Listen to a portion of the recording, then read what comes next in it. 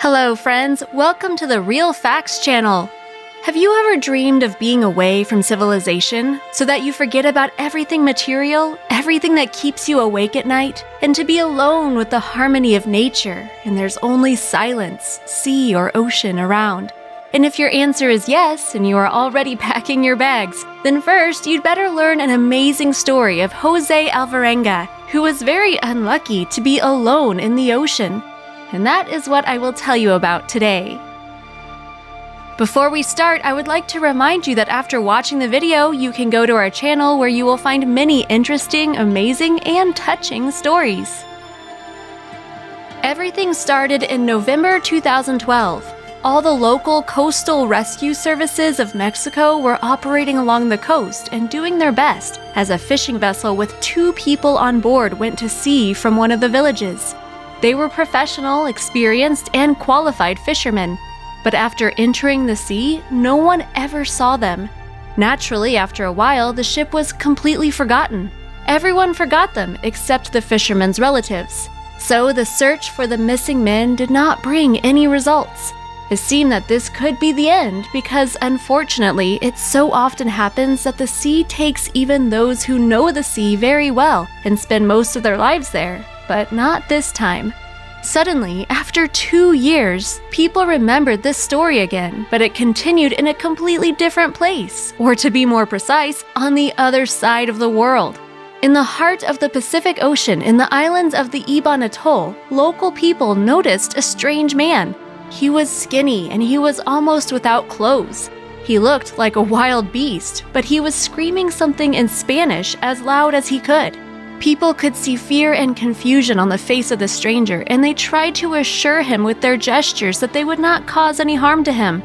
A few moments later, the man, who was exhausted and looked more like a skeleton, fell on the sand, frantically repeating just one word: Jose, Jose, Jose.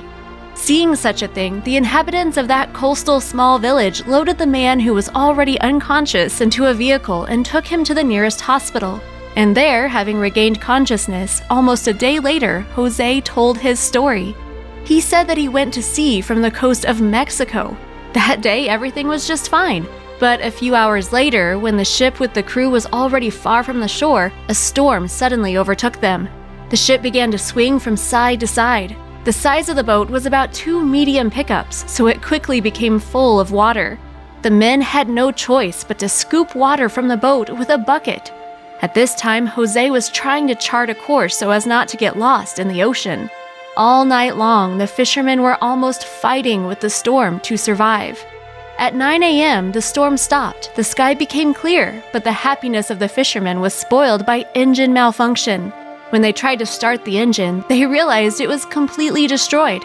At the same time, they also didn't have any anchors to moor. Using the radio, Jose told his friend who was on land that they were in a storm. He was told that the rescue service was immediately sent to search for them. However, they did not come, and their ship was going farther and farther away from land. The fishermen had to wait for help and survive in their dilapidated boat. They were exhausted from hunger and thirst, but still tried fishing, and sometimes they even managed to catch sea turtles. The fishermen had no water and nothing liquid except their own urine. They managed to create a simple rainwater capturing mechanism. I was so hungry that I ate my own nails. We coped with a technique for fishing with our hands. I just held my hands in the water, and when fish swam past, I grabbed it tightly and threw it on the deck. Sometimes I caught jellyfish. I just swallowed them. My throat was stung, but it was better than hunger, Jose said. Throughout the journey, the fishermen several times came across various debris in the form of plastic cans, bags, and so on. Once they even managed to find chewing gum, which made the men immensely happy. Also, sometimes they found a cabbage, a carrot, and a liter can of milk. They were happy to find food. Although the expiry date came several years ago, they still drank the milk. About 4 months after the fatal storm, Jose's partner Cordoba was getting sick, probably because he had eaten a bad fish. He was getting worse. He refused food, water, and did not even get up from the deck. For days, he simply lay in the scorching sun. And one of the nights, Cordoba began to moan and convulse. Jose tried to give him water, but in a few moments, his friend died before his very eyes. All this time later, Jose was talking to him as if with a living person. He did not want to lose his mind from loneliness and depression. The story of the 36-year-old man was more like science fiction, really. As a matter of fact, the island of Iban and the coast of Mexico are not only 1,000 nautical miles, not even 2,000, but as many as 5,400 nautical miles. This was the reason the police had suspicions. For this reason, the man was not allowed to call home. In the meantime, Jose remained on the Marshall Islands.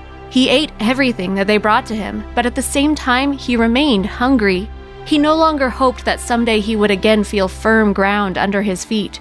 It is hard to believe, but he spent more than a year at sea, and to be more precise, 438 days, almost all without food and fresh water. It is simply unbelievable. Every day he thought that the end would come soon.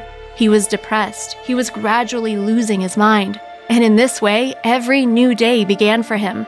Around him, there was only the endless horizon and the ocean.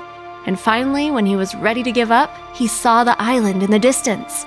After the examination, the doctors made the diagnosis: dehydration, partial memory loss, and panic fear of water. But they found nothing critical in the condition of the fisherman. Later, it turned out that Jose was not from Mexico. He was from El Salvador. Jose went to work illegally in Mexico, and his family had not seen him for 8 years, and the youngest daughter never saw her father at all since the man left his pregnant wife alone. After finding out all the details, Jose was sent home to El Salvador, where he finally reunited with his family.